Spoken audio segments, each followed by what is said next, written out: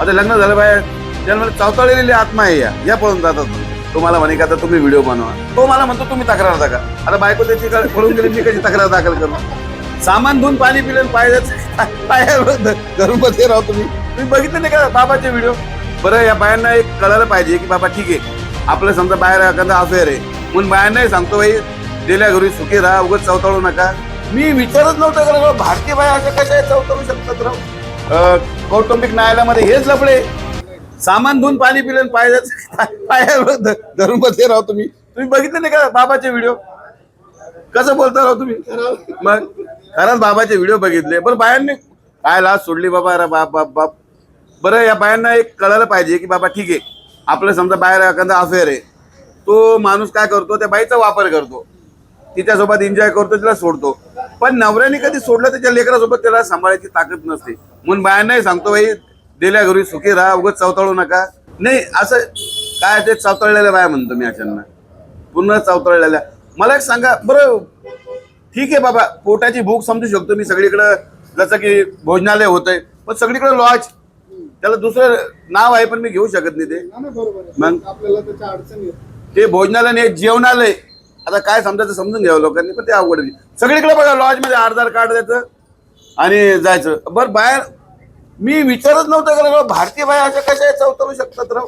सगळ्या नाही, पुन्हा म्हणतात नाही तर पुन्हा त्या बायांचं कसं असतं, आमच्या बायांना बोललो नाही. भरपूर महिला चांगल्या पण आहेत, पण यांचं वाढू लागलं. पण असं जसं असं 2 लेकरं झाल्याच्या मायांना जास्त थोडंसं प्रॉब्लेम चालू झालेला आहे. त्याला व्हिडिओ आहेत, व्हिडिओ बाया पण बघा, तुम्ही माणसं पण बघा, बाया पण बघा. आता अशा हात करतात, एवढे नाचतात, एवढे बघतात, तेवढे केस दाखवतात.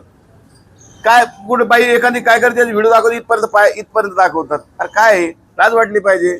म्हणजे लाईक मिळवण्यासाठी आणि सोशल मीडियावर पैसे कमवण्यासाठी बाया काही करायला बसल्या. पण बाई त्या पैसे कमवतात, तुम्ही काय नवऱ्याने पकडलं तर लफडं होऊन जातं ना. आज कितीतरी घरं पडलेले. आज बघा तुम्ही कौटुंबिक न्यायालयामध्ये हेच लफडे. बरं, न्याय असा वेगळा आहे की बाबा एखाद्या माणसाचा अगर लफडा असला ना तर ते त्याला म्हणजे मारता येतं, त्याच्यावर गुन्हा दाखल करतात. बाबांनी हुंडा मागितला असं बायावर काय गुन्हा दाखल करतात. बरं, असं पण आहे समजा एखादी बाई नवऱ्याला सोडून गेली आणि तिथं जरी लेकरू झालं तर ह्या पहिल्या नवऱ्याच्या नावावर येतं. म्हणजे किसकी कमाई किसके नाम असं येते. लयच अवघड प्रश्न येतो. कायदे सर्वांना सेम झाले पाहिजे ना, बायांना पण तेवढंच कायदा झालं पाहिजे ना. म्हणजे वातावरण कसं बिघडलंय तुम्हाला म्हणलं व्हिडिओज वगैरे टीव्हीवर बघून, आणि टीव्हीवर पण दाखवतो सिरियल मध्ये एका बाईला एक नवरा, एक प्रियकर, कभी ते त्यानंतर टीव्हीवर मोबाईलवर येतच, सास को बहू ने खुश किया, बहू ने सासरे को खुश किया, देवर जी ने बहुत अच्छा किया, सासू के ससरे सास. म्हणजे ते नाही का आता किती आपण बघितलं की मी मध्ये एक पेपर वाचला की एक मुलगा एका मुलीला बघायला गेला, तर त्या मुलीला सोडून दिलं त्याने, त्या मुलीला बघायला गेला, त्या मुलीच्या आईला घेऊन पळून गेला. वा रे महान, गेलं बाई तर महान होती, मुलगा किती महान. म्हणजे किती अवघड विषय तो. असं ठीक आहे ना, आपण समजू शकतो की बाबा शारीरिक भूक आहे, पण कोणत्या प्रकारे भूक भागवायची ते तर पाहिजे ना. नवरा असल्यावर कशाची भूक भागवायची? मग तुमच्याकडे असे काही लफडे आहेत का? आता कालच लफडा आला. आता एकच बाई म्हणली मला, तुम्ही आमच्या लफड्यात नका घुपसू. मी म्हणलं बाई, अगर तुझा नवरा म्हणला तुझं लफडं आहे तर काय करू म्हणे, आहे तर आहे म्हणे.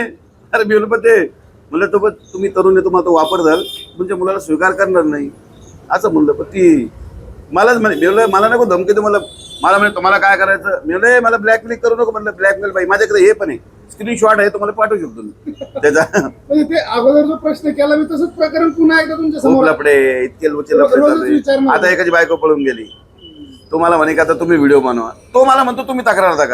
आता बायको त्याची पळून गेली, मी कशी तक्रार दाखल करू? मग अवघड आहे ते. पण तुम्ही बघितलं का आता की तुम्ही पण बघा, प्रत्येक बाई प्रत्येक पुरुष प्रत्येक महिला तशी नाही, पण सर्वात जास्त प्रमाण जे लग्न झालेल्या बायांचं पळायचं झालं. तरुणी पळतच नाही. आता लग्न झालं बाया जन्माला चावताळलेली आत्मा आहे या पळून जातात.